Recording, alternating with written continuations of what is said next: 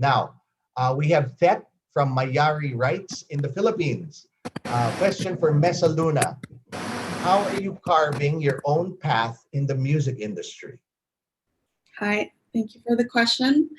I've been around music my whole life, and I would say that it's in me, it's in my blood, because I've been through my family as well. So that's how I've been known with music, and that's pretty much been my whole life. Thank you. Don't go anywhere, Mess, because this next question is for you too. Now, Karen from Enemy Asia, Singapore. What kind of music do you make, and what can you tell us about your debut single? I would tell just a portion of it, not a lot, but I'd say that I have my own term for it. It's deep bluesy, and I'm pretty much inspired by Amy Winehouse, and it's different from her, but like she's my biggest inspiration. So that's the only portion I would give to you for now. Thank you. Okay, great. Now we have a question for Clara. Now this is from Nadine from Click the City in the Philippines. How does it feel to be one of the first artists to be under OFFmute? And will you be collaborating with any of the artists from OFFmute anytime soon? I feel really honored to be here, and I feel very, very excited to be working on new music with OFFmute.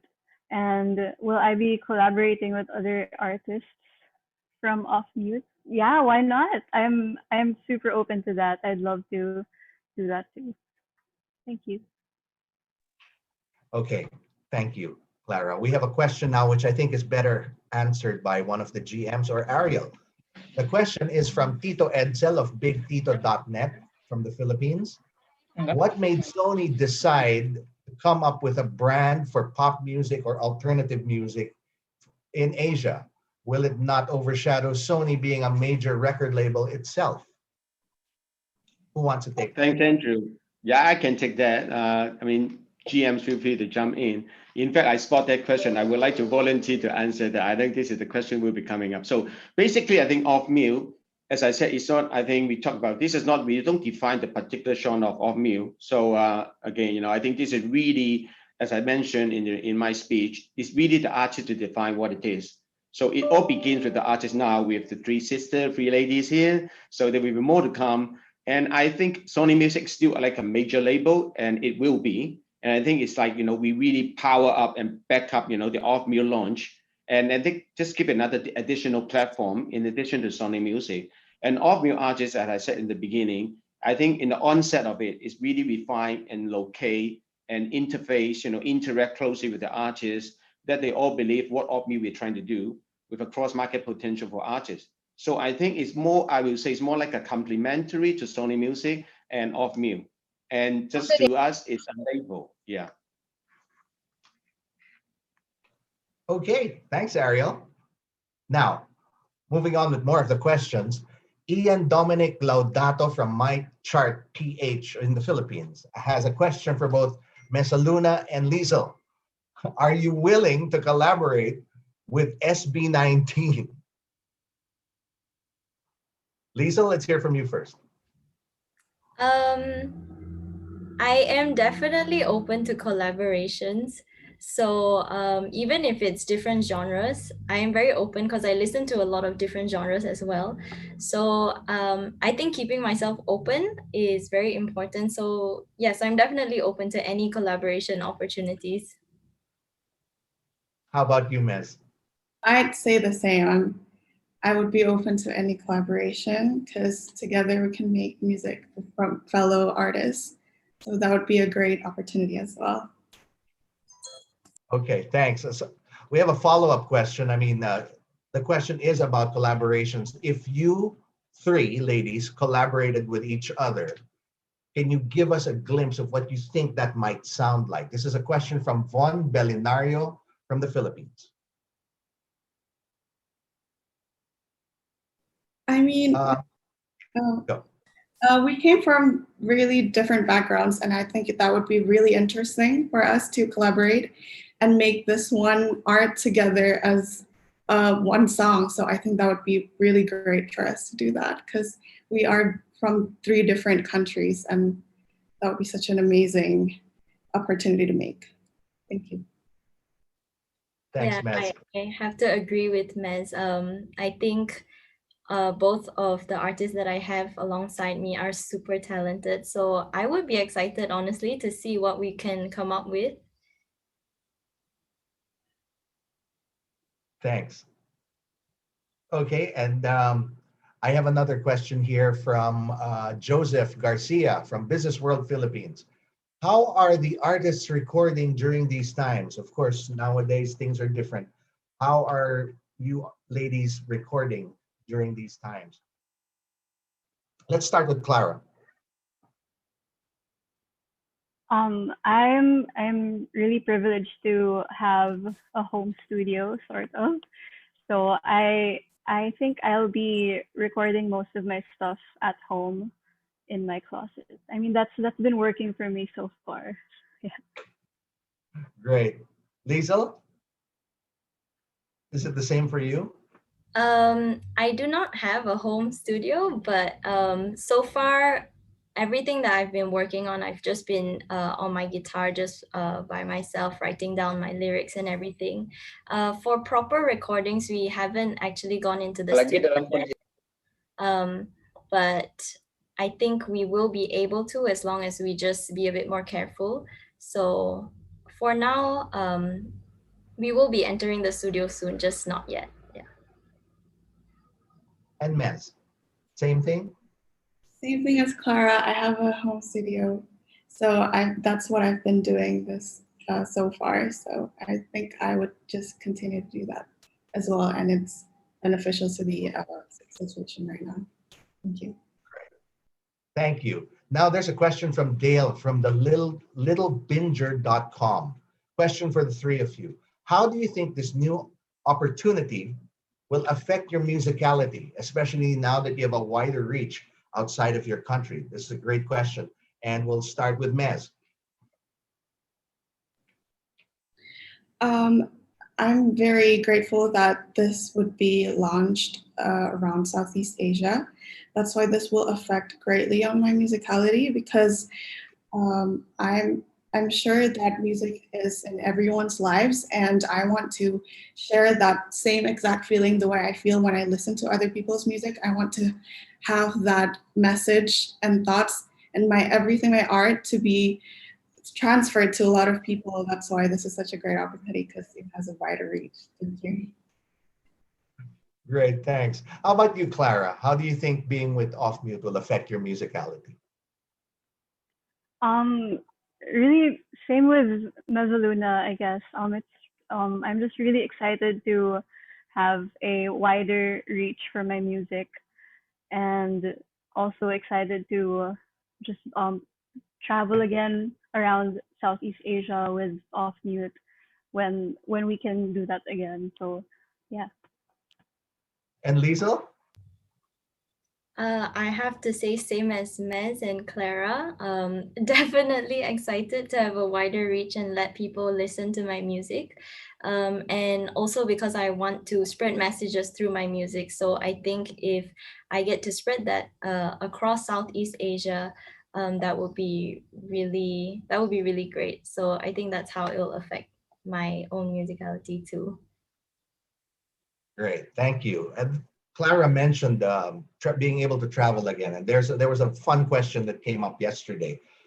What is the first OFFmute market that you will visit once all of this pandemic is over? Clara, where do you want to go? Anywhere, honestly, really. I'd just be really happy to travel again and visit another OFFmute headquarters. So yeah, anywhere is good for me. Liesl, how about you? What plane ticket are you buying? Honestly, I think anywhere as well, anywhere that I can, go to. But because Clara is in the Philippines and Mez is in Indonesia, I would like to go there, and I would like to meet them too. So. And Mez? During this time, honestly, anywhere I would be so grateful. And yeah, I hope that we will all meet in person sooner or later. Yeah, thank you. I'm sure you will. Now here's a question for the Sony Music execs from Jamie Ortega from Soundcheck Manila. OFFmute was conceptualized in the middle of the ongoing pandemic. Do you think it's a bold move, and what motivated you to go ahead with it? Which of the GMs wants to take this? Ross, I can take this one. Okay. It's Sean from Singapore. Take Great. 1 second to already. So hi everyone. Again, thank you everyone for joining. You know what? The name OFFmute actually didn't come up by chance. It's actually a play on the reality of being conceptualized during the pandemic times. So we realized, especially with the lack of ability to travel and to really go around and have direct face-to-face interactions for audiences, that it can be very difficult to break through the noise at times. So through OFFmute, we want to make sure that amazing artists like liesl, like Clara, like Mez are able to reach audiences across the region, and no pun intended, of course, but we want to switch the mute button off because everyone's so used to things happening online and being able to mute things. We want to make sure that amazing artists like the 3 amazing artists on the call today have a platform to reach the wider region. So that's why it's called OFFmute. Thanks, Sean. Jamie actually has a follow-up question. She noticed that all the artists are female. She asks, was that coincidental? And what was the process to include or choose these artists for the label? Maybe I'll try to answer that. So basically, yeah, interesting question. In fact, when we meet all the 3 artists, we just really urge them to help us to find some male artist talent into the OFFmute. So we're trying to have a more balance of gender. So I mean, exactly. I think the OFFmute, the whole definition is we don't want to define the gender, the music. So it just really the talent, the charm they have. And honestly, I have to thank again. We are able to get their attention rather than we got their attention. Or I got they got our attention. So it's really like a mutual interactive way of doing it. And I think it's all about, again, with all the GMs joining together.